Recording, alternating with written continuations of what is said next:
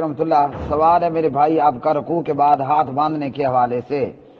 استاد محترم نے جو بات کہی وہ بھی اپنی جگہ پر درست ہے، اور اسی بات اور میں نے جوابات کے اندر بھی یہی کہا، تو رکوع کے بعد ہاتھ باندھ لینا بھی درست ہے۔ اور مختلف علماء کرام نے جو ہے وہ مختلف روایات سے استدلال کیے ہیں۔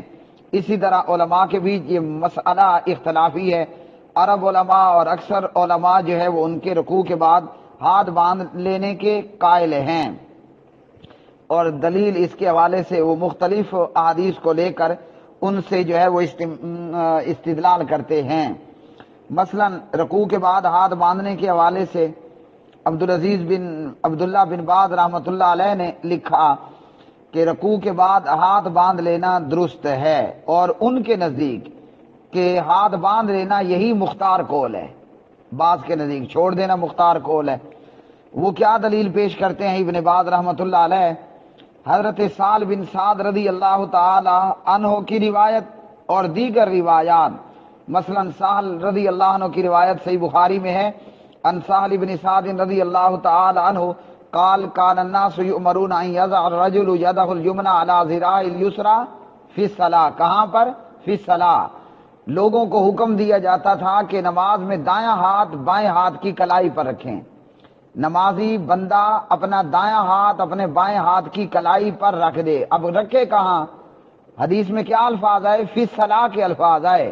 اب نماز رکوع سے پہلے بھی نماز ہوتی ہے، تو رکوع کے بعد کیا ہوتی ہے؟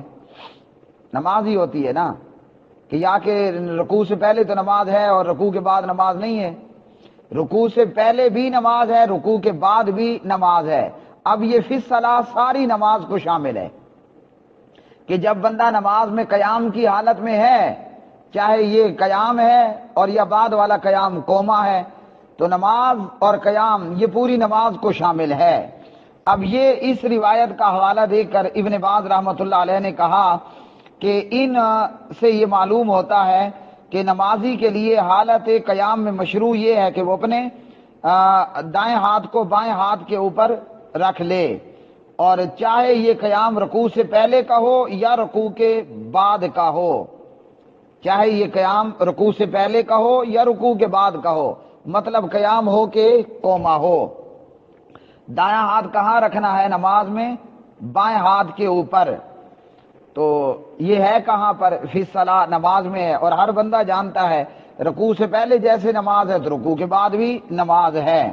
ابن باز کہتے ہیں رحمہ اللہ مذکورہ حدیث پر عمل کے مطابق یہی قول مختار ہے۔ آگے لکھتے ہیں کہ جو لوگ رکوع کے بعد ہاتھ چھوڑ دینے کے قائل ہیں، ان کے پاس اس مسئلے میں کوئی شرعی دلیل نہیں۔ استاد محترم نے کہا کہ باندھنے والوں کے پاس نہیں، باندھنے والا کہتا ہے چھوڑنے والوں کے پاس نہیں۔ اب دونوں طرف حالانکہ احادیث موجود ہیں اور دلائل موجود ہیں، ہر ایک کا اپنا اپنا استنباط ہے اور استدلال ہے روایات کو لے کر، اس لیے یہ معاملہ کوئی اتنا گمبھیر مسئلہ نہیں ہے۔ کوئی ہاتھ باندھے ہوئے رکوع کے بعد کھڑا ہے تو درست ہے، کوئی چھوڑے ہوئے کھڑا ہے تو بھی درست ہے۔ اب جو چھوڑتا ہے وہ کبھی باندھ لے، جو باندھتا ہے وہ کبھی چھوڑ دے یا نہیں کرتا، اور اپنے جو ہے وہ فہم کے مطابق علماء کے فتاوی مطابق کوئی عرب شیوخ کے فتاوی مطابق ہاتھ باندھ لا ہے، آپ اس کو بھی پیار بھری نظروں سے دیکھیں، میٹھی میٹھی نظروں سے دیکھیں۔ اور جو اجمی علماء ہیں یا پاکستانی علماء، ان کے فہم مطابق وہ رکوع کے بعد ہاتھ چھوڑ رہا ہے اہل حدیث، آپ دونوں اہل حدیثوں کو پیار بھری نظروں سے دیکھیں۔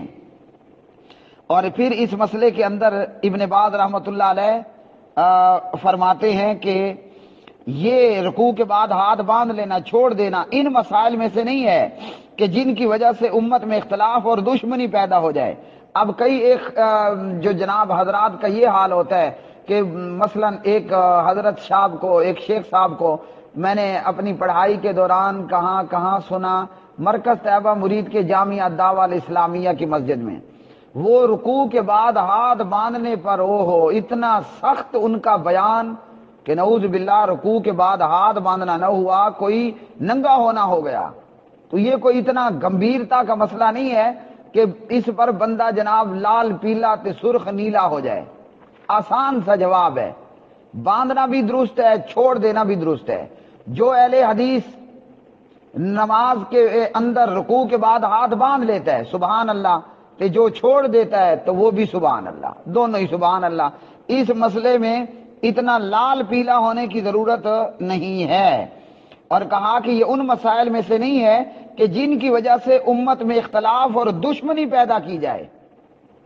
مطلب کیا ہے؟ میرے لفظوں میں یہ مسئلہ کوئی ایسا گمبھیر مسئلہ نہیں ہے کہ اس میں جناب بیان کرنے والا لال پیلا ہو جائے، بلکہ استاد محترم حضرت مولانا مفتی عبدالرحمن عابد حافظہ اللہ کی طرح میٹھا میٹھا ایزی ہو کر بتا دے، جیسے یہ آپ نے 59 سیکنڈ کی ان کی وائس بتائی ہے کہ بھئی یہ مسئلہ ہے ہمارے نزدیک یہ ہے، اور عرب علماء اور اکثر ان کے علماء ہاتھ باندھ لینے کے قائل ہیں۔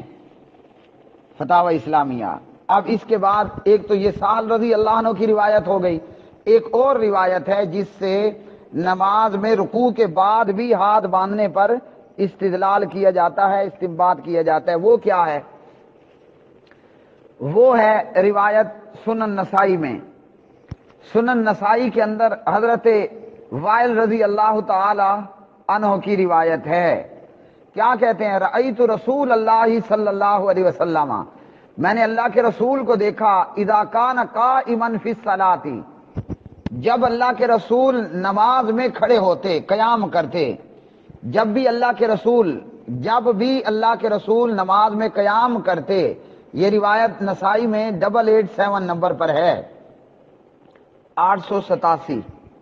علامہ محمد ناصر الدین البانی رحمہ اللہ فرماتے ہیں روایت اور یہ سند صحیح سند ہے۔ اچھا جی، رأیت رسول اللہ صلی اللہ علیہ وسلم اذا کان قائما فی الصلاۃ، میں نے اللہ کے رسول کو دیکھا کہ جب آپ نماز میں قیام کرتے، قبض بیمینہ علی شمالہ، تو پیارے نبی علیہ السلام اپنا دایاں ہاتھ بائیں ہاتھ پر باندھ لیتے تھے۔ اب یہ روایت اس سے بھی استنباط اور استدلال ہوتا ہے کہ اذا کان قائما، جب بھی نماز میں قیام کرتے، تو رکوع سے پہلے بھی قیام ہے اور بعد الرفع من الرکوع بھی قیام ہے نا، دونوں ہی قیام ہے نا، ایک کا نام قیام اور دوسرے کو ہم قوم بولتے ہیں عام طور پر۔ تو اذا کان قائما، جب بھی نماز میں قیام کرتے۔ اب یہ روایت اس سے بھی یہ اخذ کیا جاتا ہے، یہ فہم لیا جاتا ہے کہ جناب قبل الرکوع بھی قیام ہے اور بعد الرفع من الرکوع، رکوع سے کھڑے ہو کر بھی قیام ہے، تو دونوں قیاموں میں ہاتھ باندھ لینا۔ تو دونوں طرف کے علماء کے سامنے نبی علیہ الصلوۃ والسلام کی احادیث ہیں، اور ایک ہی روایت سے علماء کتاب و سنت کا مختلف فہم ہے۔ تو مثال کے طور پر اگر کوئی ابن عثیمین، ابن باز رحمت اللہ علیہما کے فہم مطابق نماز میں رکوع کے بعد ہاتھ باندھ لیتا ہے تو سبحان اللہ سبحان اللہ، اور اسی طرح ہمارے ان شیوخ کے فہم مطابق اگر کوئی نماز میں رکوع کے بعد ہاتھ چھوڑ دیتا ہے تو پھر بھی سبحان اللہ، دونوں طرف ہی سبحان اللہ، کہیں بھی اعوذ باللہ نہیں ہے۔